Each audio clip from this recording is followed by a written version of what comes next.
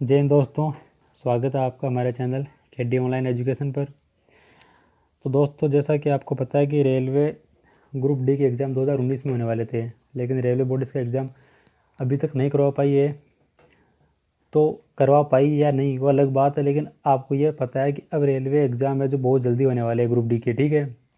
तो अगर दोस्तों आपको इस बार 100% सिलेक्शन लेना है, 100% सिलेक्शन को निश्चित करना है, तो आपको उन सबसे अलग रणनीति बनाकर अपनी पढ़ाई करनी होगी। क्योंकि दोस्तों ऐसे देखो, जिसने फार्म लगाया वो पढ़ाई तो सभी करते हैं जिन्होंने फॉर्म लगाया है, पर सिलेक्शन केवल वही लोग ले पाते हैं, वो स्टूडेंट ले पाते हैं जो अलग रणनीति बनाकर अपनी स्टडी करते हैं। तो अगर दोस्तों आपको इन सब के बारे में जानना है तो वीडियो को बिना स्किप किए अंत तक देखना, क्योंकि इस वीडियो में मैं आपको study material, books, notes, time table, practice set सभी के बारे में बताऊंगा जो आपके सिलेक्शन को 100% निश्चित बना देंगे। तो आप जान लीजिए कि आपको रेलवे ग्रुप डी का एग्ज़ाम कैसे निकालना है। अगर आपने ये फॉलो कर लिया तो सिलेक्शन कोई नहीं रोक सकता आपके सिलेक्शन को, ठीक है। तो दोस्तों आपको पता है कि रेलवे ग्रुप डी एग्ज़ाम के लिए 2 करोड़ के आसपास फॉर्म भरे हुए हैं, जिनमें से लगभग 70% स्टूडेंट जो है एग्ज़ाम देंगे।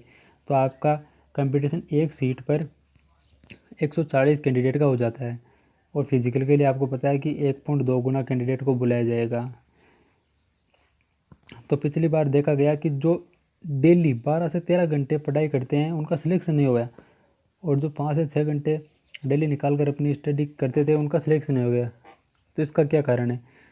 तो दोस्तों इसका एक ही कारण है कि आप ये मायने रखता है कि आपने जो 12 से 13 घंटे में पढ़ा है वो क्या इम्पोर्टेंट है उसमें, और जो आपने 5 से 6 घंटे पढ़ा उसमें क्या इम्पोर्टेंट है।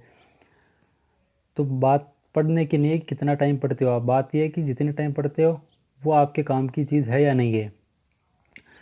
तो आप किसी भी एग्ज़ाम में ले सकते हो, एसएससी, रेलवे, बैंक, हर एग्ज़ाम ये देखा जाता है कि जो 12 से 13 घंटे पढ़ते हैं उन स्टूडेंट का सिलेक्शन नहीं हो पाता है कई बार, और जो 5 से 6 घंटे पढ़ते हैं वो अपना सिलेक्शन आराम से ले लेते हैं। तो इसका क्या कारण है? तो इसका दोस्तों एक ही कारण है। तो आपको ये पता है कि वो कौन सी बुक पढ़ते हैं, कौन सा प्रैक्टिस सेट लगाते हैं, नोट्स कैसे बनाते हैं, रिवीजन कैसे करते हैं, वो चीज़ बहुत मायने रखती है हमारे लिए। और वो चीज़ वही चीज़ है जो आपका सिलेक्शन को निश्चित करती है कि आप क्या पढ़ते हो। जो आपने 5 से 6 घंटे में पढ़ा है वो क्या है, जो 12 से 13 घंटे पढ़ने वाले स्टूडेंट से भी बहुत अलग है, और आपका सिलेक्शन आसानी से हो जाता है। दोस्तों ऐसे पढ़ने के लिए दुनिया में बहुत चीज़ें हैं। एक सब्जेक्ट को आप पूरी ज़िंदगी पढ़ोगे तो भी आपकी ज़िंदगी कम पड़ जाएगी उसको पढ़ने के लिए, ठीक है। तो आपको तो केवल वही चीज़ पढ़नी है जो आपके एग्ज़ाम के लिए इंपॉर्टेंट है। अगर आप रेलवे का एग्ज़ाम करोगे तो उसके लिए इंपॉर्टेंट है वो पढ़ना है आपको। अगर अदर एग्ज़ाम की तैयारी कर रहे हो तो उसको पढ़ने के लिए अलग आपको मटेरियल पढ़ना होगा। तो उतना ही पढ़ो आप जितना कि आपके एग्ज़ाम के लिए इंपॉर्टेंट हो। तो दोस्तों आपको पता है कि आपके रेलवे ग्रुप डी एग्ज़ाम में जनरल साइंस के 25 क्वेश्चन आने वाले, general awareness and current affairs के 20 सवाल आने वाले, मैथ्स के 25 सवाल आने वाले और रीजनिंग के 30 सवाल आने वाले हैं। तो दोस्तों रीजनिंग में बहुत बार देखा गया है कि पिछले बार भी रेलवे जो ग्रुप डी एग्ज़ाम हुआ था उसमें लगभग लड़कों के रीजनिंग में 30 में से 30 नंबर पूरे थे। तो आप ये मान के चलो कि आपके भी 25 से तो अबव नंबर आराम से आ जाएंगे, अगर आपने बेसिक से एक बार की रीजनिंग बेसिक से कॉन्सेप्ट क्लियर करके आपने पढ़ा है और आप प्रैक्टिस सेट लगाते हो तो आराम से 25 से 27 नंबर आपके आराम से आ जाते हैं रीजनिंग में, ठीक है। इसके बाद बात करूँ मैं मैथ्स की, तो मैथ्स में भी वही आपको काम करना है, प्रैक्टिस सेट लगाना है, और एक बार को पूरे सिलेबस के जितने भी टॉपिक है उनके कॉन्सेप्ट क्लियर करने हैं आपको।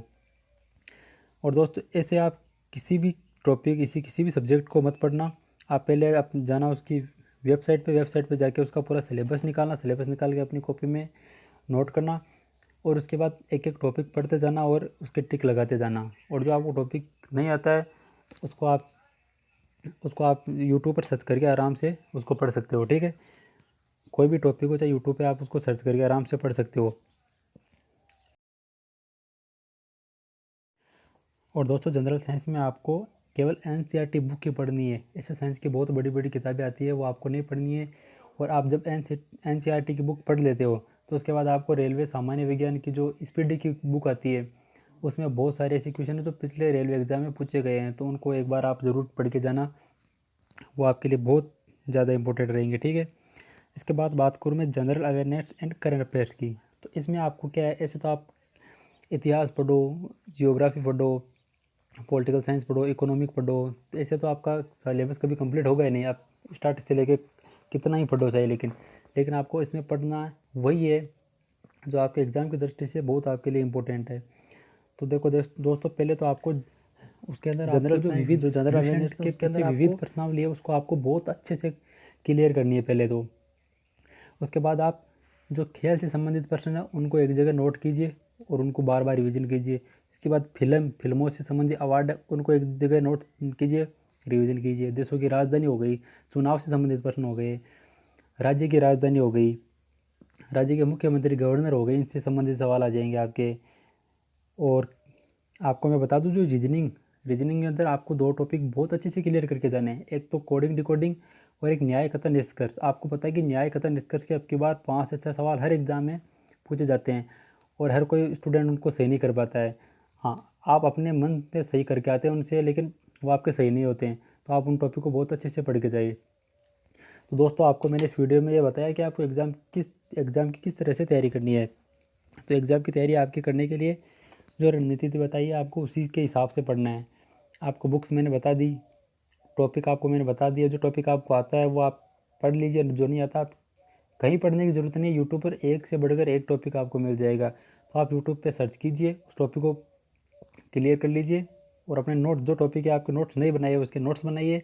और आप यकीन मानिए, आप केवल 65 दिन के अंदर आपकी पूरी तैयारी कर सकते हैं, जिससे आपके रेलवे डी ग्रुप में सिलेक्शन को कोई नहीं रोक सकता, कोई नहीं रोक सकता। बस केवल आपको 65 दिन की तैयारी में जी जान से अपनी तैयारी करनी है और रेलवे जो आपका ग्रुप डी है उसमें सिलेक्शन लेना है।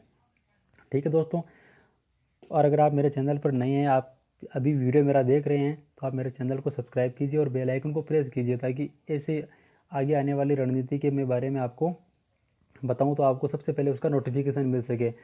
और दोस्तों, वीडियो को लाइक कीजिए ताकि हमें भी मोटिवेशन मिलता है, और वीडियो को शेयर कीजिए ताकि और भी स्टूडेंट को ये इस बात का पता लगे कि हम कैसे तैयारी करनी चाहिए। आपको उतना नहीं पढ़ना है, 12-13 घंटे आपको नहीं पढ़ना है।